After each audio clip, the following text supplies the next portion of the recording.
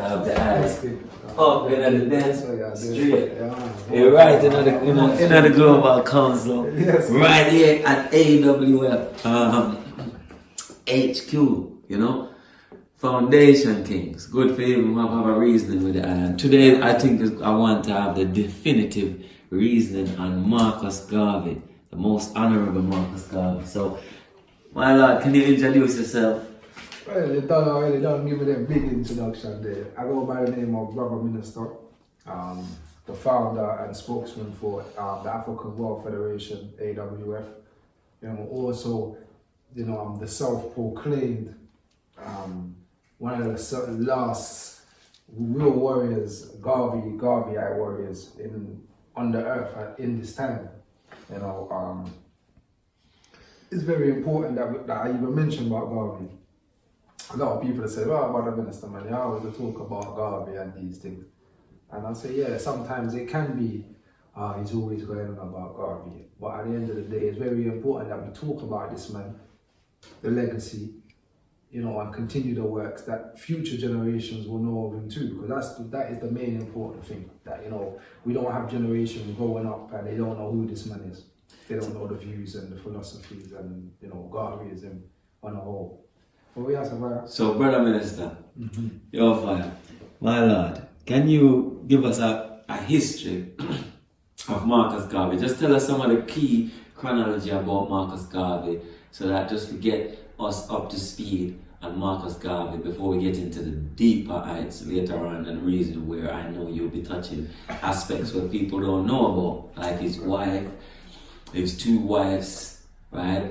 And I'll be asking you about that. And you know, a lot of people don't share this information, and the reason why I want to talk to you because I realize that you're very fluent on Marcus Garvey, and I want to share this with the people, and I want people to continue to share this reasoning. And it's about to be a fire reasoning right now, my lord, and I'm glad to have you here. It's excitement. So it's your interview, but I just have to just make sure I state the position of why this is going to be an important one right now.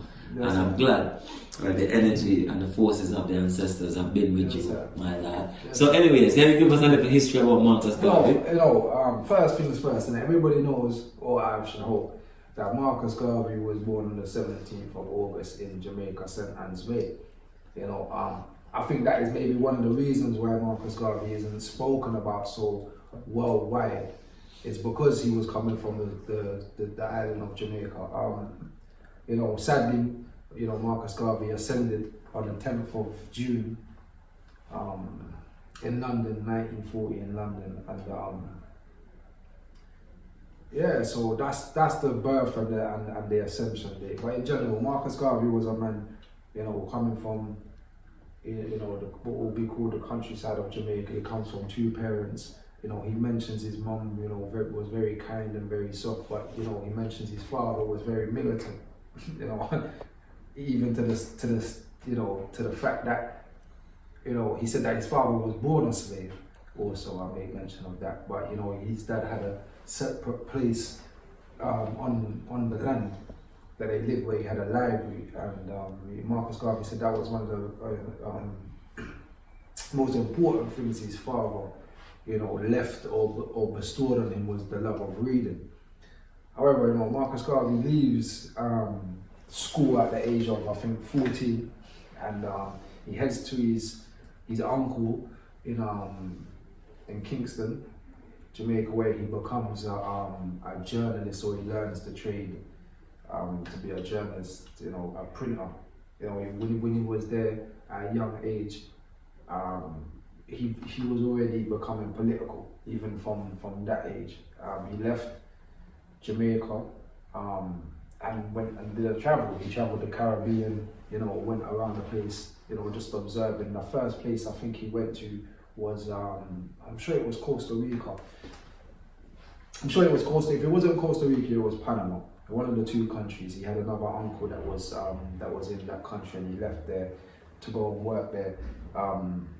While he was there, he was seeing the conditions of black people, how they were living, and you know, it was all leaving an impression on him through those early years.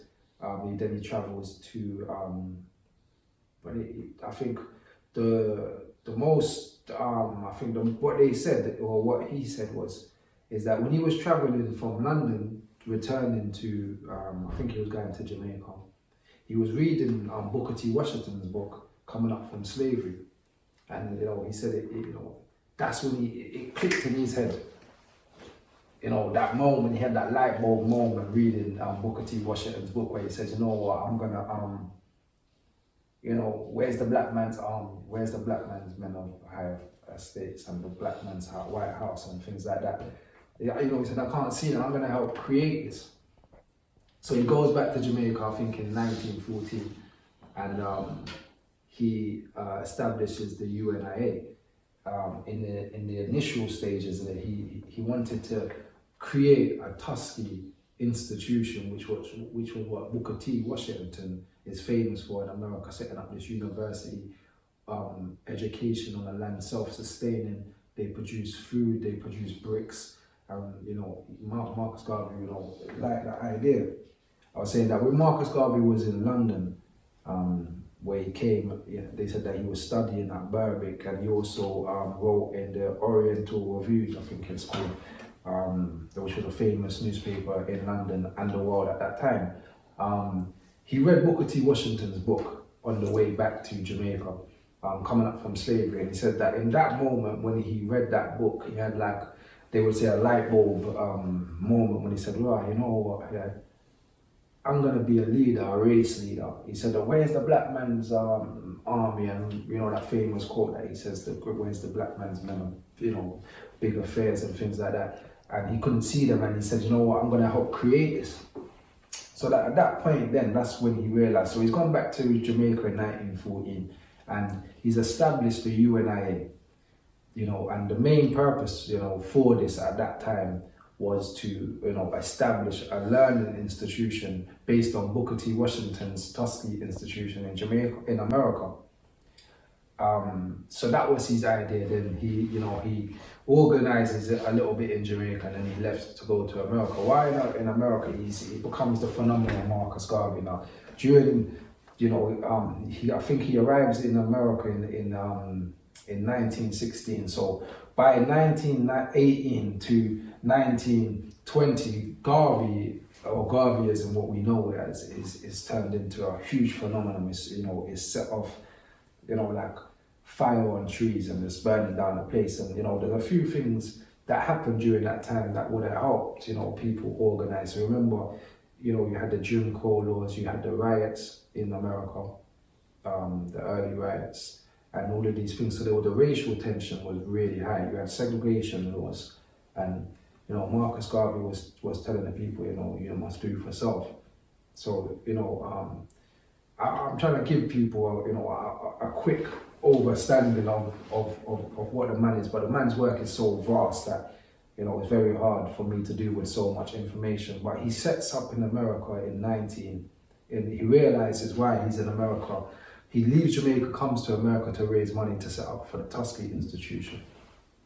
But while he's there, he does a travel around America, and he realizes that there's a serious problem, with our people, and he ends up establishing again the UNIA in America, and he builds this organization at the time that had, if you look at America's population, it had over 50% of the black population was a part of the UNIA between 1916 and 1922. So you're talking about huge numbers of people when you look around the world. I think that they said that at that time, Garvey, they estimate it at 5 to 6 million, but I know they lie. So I'd estimate it more at maybe 10 to 11 million followers for one organization. That is a lot of members. Garvey was instrumental in setting up a newspaper called the Negro World that was, a phenomenon. That newspaper was banned in Africa. If you got caught reading the newspaper, you could face prison or be killed. It got to the stage that they used to have people that would memorize the newspaper when it came in, and they would go into the villages and tell people about the newspaper, what the issue was about, or etc. And I think Kenyatta, they say that's how he heard about Garvey and Garvey, because he used to be a child listening to when these newspapers was being orientated to the community, and many others in Africa. At the time, Garvey views and Garveyism, what it's known as, the colonial powers now in Africa, they were scared of it. They felt that Garvey was trying to organize black people to go to Africa and take back the land from the colonial rulers, and they were scared of that. And it's documented throughout the letters of colonial rulers to each other. That even, moving forward, they ended up deporting Marcus Garvey. And the British was writing to the Americans saying, please don't deport him to Jamaica, because we're scared that he's going to have too much of an impact on the Jamaican population and he's going to incite riots and things of that nature.